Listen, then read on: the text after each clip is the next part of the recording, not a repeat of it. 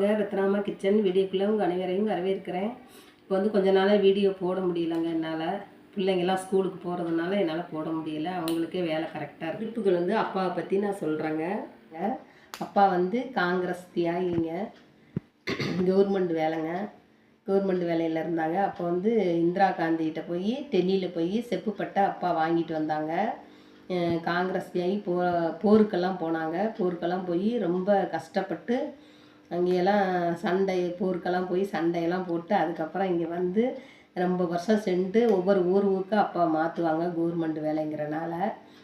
அப்போ மாற்றிட்டு அப்புறம் கடைசியில் இங்கே வந்து திருப்பத்தூரில் அப்பாவுக்கு வேலை. திருப்பத்தூரில் வேலை இருக்கும்போது தான் நம்ம ஊரில் புலாங்குறிச்சியில் வீடு வாசல்லாம் கட்டினாங்க.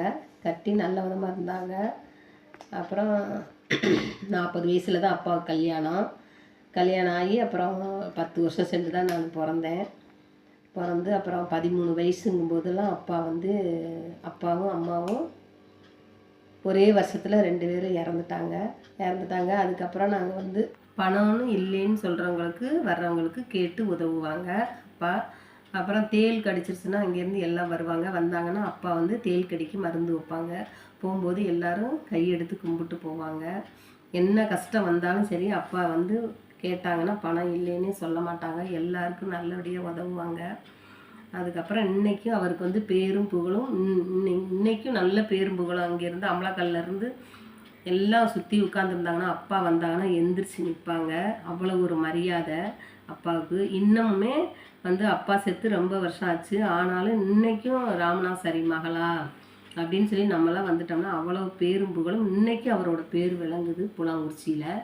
யாராக இருந்தாலும் சரி அந்த காலம் வாழ்ந்த மக்கள் பூரா ஐயோ அந்த ஐயாவா அவ்வளவு அவர் தருமர் அந்த மாதிரி தான் இன்ன வரைக்கும் அவரோட பேரும் புகழும் விளங்குது. அம்மாவும் அப்படி தான், அப்பாவும் அப்படி தான்.